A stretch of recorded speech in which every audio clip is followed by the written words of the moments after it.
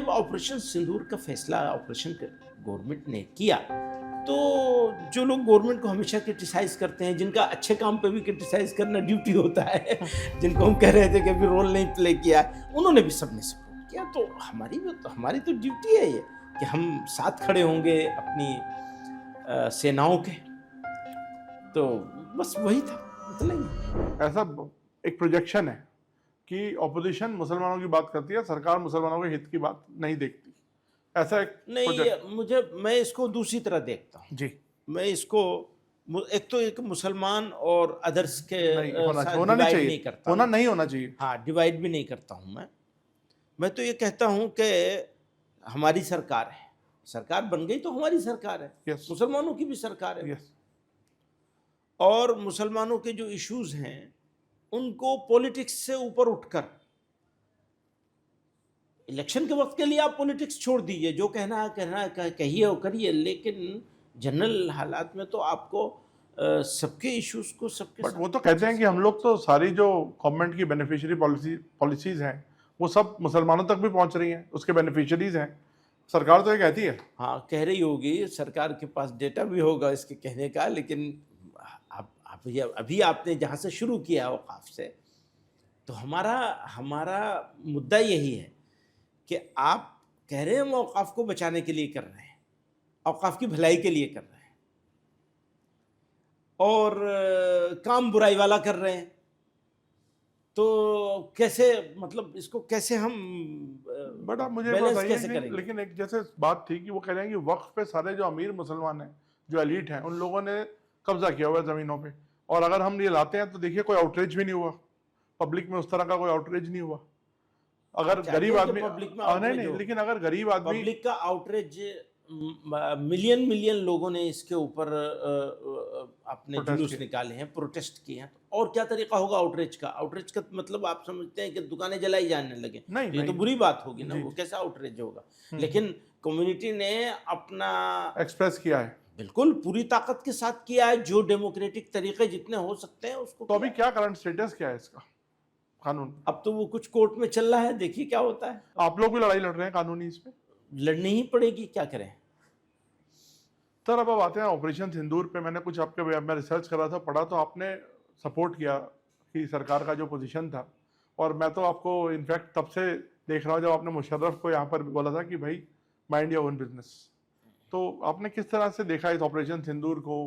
क्योंकि आपसे लंबे दौर बाद बात हो रही है, ये अभी आज का टॉपिक नहीं है, बट मैं इसका देखिए, जो ऑपरेशन सिंदूर में क्या क्या हुआ, क्या हमने चाहा था अचीव करना, वो हुआ या नहीं हुआ, ये एक सब्जेक्ट है। अगर हुआ तो कितना हुआ, कितना रह गया, ये दूसरा सब्जेक्ट है। तीसरी बात है कि आपने अचानक से बंद कर दिया, क्यों बंद कर दिया? वो अचीव हो गया था तब बंद किया? ये सारे सवाल हैं बात के। लेकिन जिस वक्त जंग हो रही थी, ऑपरेशन स्टार्ट किया गया था, जिन हालात में, इसमें दो बातें बहुत इंपॉर्टेंट हुई हैं। एक तो जिस तरह उन बदबख्तों ने नाम पूछ करके लोगों को मारा, मैं इस देश की जनता को, अपने देशवासियों को, अपने साथियों को, वो जिनको मैं हिंदू मुसलमान में बांटना नहीं चाहता हूँ, उनको कितना शुक्रिया अदा करें कि उन्होंने पेशेंस रखा। सही बात है, ये कोई और मुल्क होता तो पता नहीं क्या क्या हंगामे होते। ये भारत की खूबसूरती है, हमारे बुजुर्गों ने भारत को चूज़ किया था, इंडिया में रहना चूज़ किया था।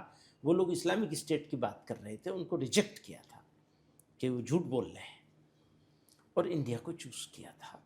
ये खूबसूरती है इंडिया की। अभी भी जैसे आप कह रहे थे कि इस्लामोफोबिया बहुत हो गया है या हो सकता है, इस सब के बावजूद उस शर्मनाक हादसे को फेल करने में सबसे बड़ा रोल जो था वो इस देश की सिविल सोसाइटी का था, आम नागरिकों का था, कि उन्होंने इसको पहचाना, समझा कि ये दरअसल इस मुल्क में बसने वाले और रहने वाले कम्युनिटीज़ को, समुदायों को लड़ाने की साजिश है। उस साजिश को फेल किया। एक ये बहुत ही बड़ा काम हुआ, या ऑपरेशन सिंदूर से भी बड़ा काम हुआ फिर उसके बाद जब ऑपरेशन सिंदूर का फैसला ऑपरेशन गवर्नमेंट ने किया, तो जो लोग गवर्नमेंट को हमेशा क्रिटिसाइज करते हैं, जिनका अच्छे काम पे भी क्रिटिसाइज करना ड्यूटी होता है, जिनको हम कह रहे थे कि अभी रोल नहीं प्ले किया, उन्होंने भी सबने सपोर्ट किया। तो हमारी तो ड्यूटी है ये कि हम साथ खड़े होंगे अपनी सेनाओं के। तो बस वही था, उतना ही है वो बात। मंदिर जी, मैंने आपका कहीं पे एक बयान पढ़ा था कि आप कहते हैं कि हमारी किसी से कोई दुश्मनी नहीं है, ना आरएसएस से, ना बीजेपी से, ना सरकार से। हम आरएसएस के साथ भी काम करने को तैयार हैं। हाँ हाँ। तो अभी आपने जैसे जिस तरह से आरएसएस का भी कुछ आउटरीच बढ़ा है हाल में टुवर्ड्स मुस्लिम, तो किस तरह से इसको देखा जाए? अच्छा है, मतलब इसको बहुत सारे इफ इन बट हैं इसमें अभी भी, तो लेकिन थोड़ा सा इसको अगर तफसील से बताएंगे, because people want to know the view. देखिए, आप जो लोग जो सुनना चाहते हैं और जो मैं कहना चाहता हूँ उसमें कुछ फर्क नहीं है। राइट। एक मेरा पर्सनल व्यू नहीं है, बल्कि ऑर्गेनाइजेशन की जो सबसे बड़ी हमारा प्रोग्राम होता है 2023 में हुआ था, वो रामलीला ग्राउंड में जी। अभी भी हम करने वाले हैं, वो फिर अक्टूबर Okay. नवंबर में फिर करने वाले हैं। तो उस मौके पर हमने रेजोल्यूशन पास किया था, ये कहा था इंगेज होना चाहिए, डिफरेंसेस हैं, उन डिफरेंसेस को मिनिमाइज करने का तरीका डायलॉग के सिवा कुछ नहीं है।